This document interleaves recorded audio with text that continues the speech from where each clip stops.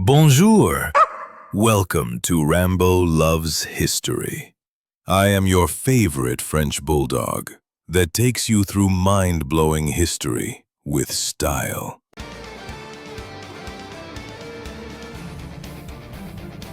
Welcome back to Rambo Loves History. A Viking prince once rejected one of the world's great religions because he loved drinking too much. When Islam was presented to Prince Vladimir of Kiev in 987 AD, he listened carefully to its tenets, considered its promise of paradise, and then declared, "Drinking is the joy of all Rus. We cannot exist without that pleasure." As a French bulldog, I respect a civilization built on honest priorities. But this wasn't just some medieval frat boy choosing beer over theology. It was a civilization-defining choice that would echo across 1,000 years, shaping everything from golden-domed Orthodox churches to nuclear arsenals capable of ending the world. In that single moment, Vladimir didn't just choose a faith. He chose Russia's entire trajectory between East and West, between Europe and Asia, between cross and crescent. Today, we're unraveling how geography itself became destiny for the world's largest nation. This is the story of how endless grasslands and impenetrable forests forged a people perpetually caught between opposing forces, how invasion after invasion carved autocracy into the Russian soul, and how a country that produced both Tolstoy and Stalin came to be. Understanding Russia's past is the key to understanding forces still shaping global politics today. Long before there was Russia, there was only grass. Between the Black and Caspian Seas stretched the Pontic-Caspian Steppe, an ocean of grassland so vast it bred warriors as naturally as it bred horses. The Scythians mastered these plains first, those magnificent horsemen who fashioned gold into art while perfecting mounted archery. Their burial mounds, the kurgans, still dot the landscape today, filled with treasures that speak of a civilization both brutal and sophisticated. But the steppe was never still. Wave after wave of horsemen swept across it. Sarmatians, Goths, Huns. Each conquest established the same terrifying pattern.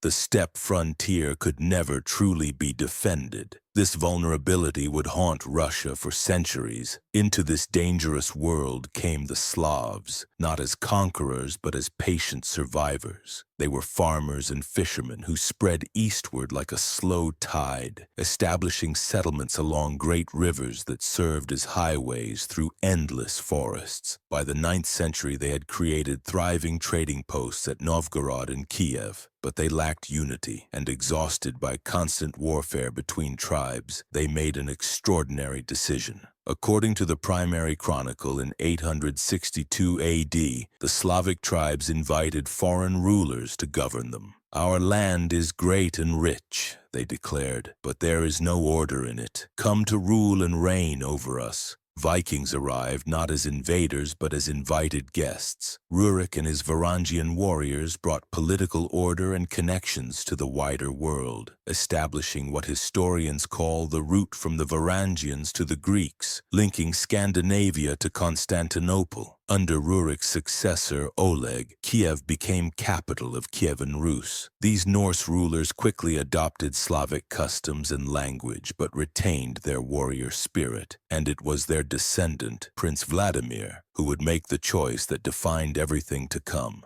Vladimir's conversion to Christianity in 988 wasn't about spiritual awakening. It was calculated statecraft. He interviewed representatives of the world's great religions like a man shopping for his kingdom's soul. Islam's prohibition on alcohol disqualified it. Judaism, practiced by a people without their own kingdom, seemed a religion of the defeated. But Byzantine Christianity? That aligned his realm with the most powerful and sophisticated Christian empire of the age. When Vladimir's emissaries returned from Constantinople describing divine liturgy at the Hagia Sophia, declaring they knew not whether they were in heaven or on earth, the decision was made. The Golden Age under Yaroslav the Wise saw Kiev rival Constantinople in splendor. Churches rose like prayers in stone, laws were codified, learning flourished. But this prosperity contained fatal flaws. The Rus divided the realm among all princely sons, guaranteeing fratricidal conflict with each generation. As princes warred among themselves, a storm was gathering in the east. Now here's where everything changes. The Mongol invasion of the 1240s struck like a hurricane from hell. Cities that had stood for centuries were reduced to ash in days.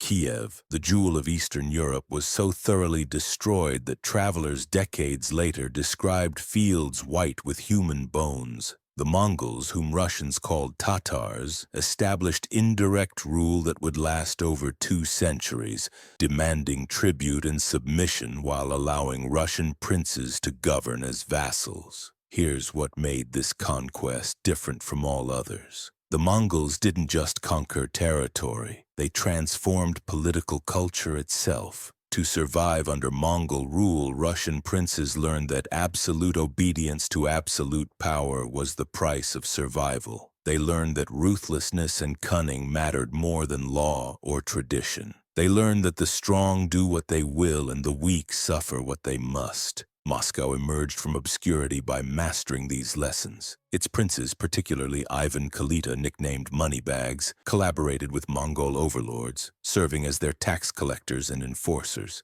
It was shameful, but devastatingly effective. While other principalities exhausted themselves in futile rebellions, Moscow grew wealthy and powerful in the shadow of the Mongol yoke. The tactics that brought Moscow dominance, deception, ruthlessness, subordination of everything to state power, became embedded in Russian political DNA. When Ivan III finally refused to pay tribute in 1480, ending Mongol rule, he didn't create a new kind of state. He replicated the only system Russians had known for 2 centuries, autocracy. He married a Byzantine princess and adopted the double-headed eagle, claiming Moscow as the third Rome, heir to both Kiev and Constantinople. But the political model was purely Mongol. Absolute centralized power, no checks, no balances, no limitations. But wait until you see what happens next.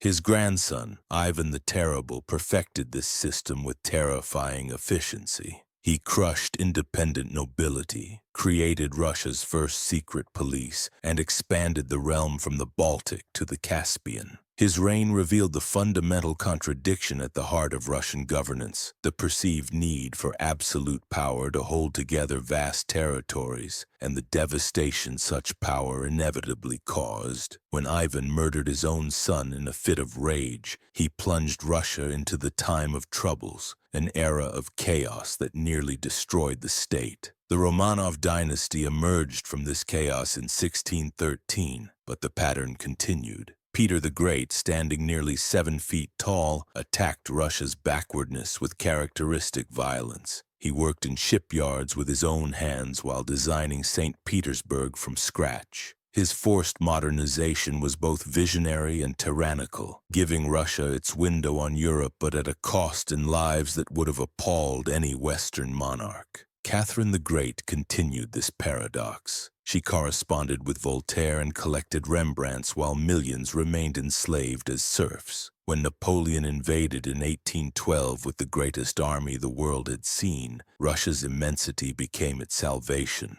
The army retreated, burning everything, drawing Napoleon deeper into the trap of distance and winter. The Grande Armée entered Russia with 600,000 men. Fewer than 30,000 returned, but victory over Napoleon highlighted how backward Russia remained. The Industrial Revolution was transforming Western Europe while Russia stayed medieval. Defeat in the Crimean War finally forced change. Alexander II emancipated the serfs in 1861, but the reform satisfied no one. Revolution became inevitable, and here's where it gets absolutely wild. When revolution came in 1917, it ended 1,000 years of monarchy in days. The moderate revolutionaries who took power failed to grasp that in chaos, moderation is weakness. Lenin's Bolsheviks offered simple answers: peace, land, bread. They seized power not because most Russians supported them, but because they alone seemed to know what they wanted. What followed was one of history's most brutal transformations. Stalin turned revolution into something Marx himself would have found monstrous. Collectivization caused famines killing millions. Purges destroyed the party's own leadership. The Gulag swallowed millions more. Yet this same system defeated Hitler. When Nazis invaded in 1941, they encountered a people who fought with desperate courage. Stalingrad became the German army's graveyard. The cost was staggering. 27 million Soviet dead. But victory transformed the Soviet Union into a superpower. The Cold War followed, shaped as much by Russian insecurity as Soviet ideology. Here was a country invaded repeatedly across centuries, now facing nuclear-armed America. By the 1980s, the Soviet system was dying of its own contradictions. When the end came in 1991, it was anticlimactic. The empire dissolved in months. The new Russia brought a cruel paradox. Freedom brought chaos. Democracy brought oligarchy.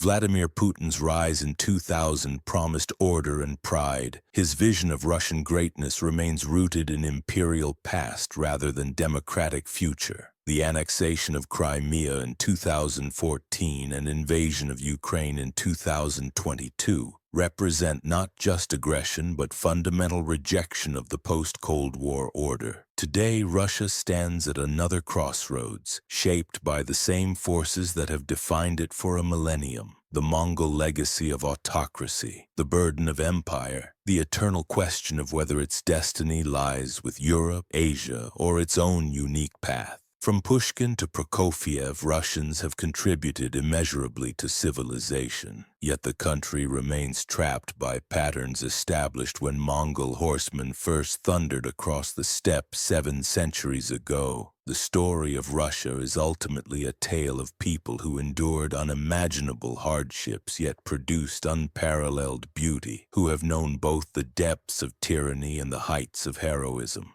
Understanding this history isn't academic exercise. It's essential for comprehending forces shaping our world today. So here's the question that matters. Will Russia finally break free from the autocratic patterns burned into its political culture 7 centuries ago? Or is it destined to repeat these cycles indefinitely? The answer may determine not just Russia's future, but the world's. Drop your thoughts in the comments below. And if you want to see how another massive empire rose from nothing to dominate the world, check out our video on the Mongols themselves. Subscribe so you never miss history with yours truly, Rambo. Trust me, you won't regret it.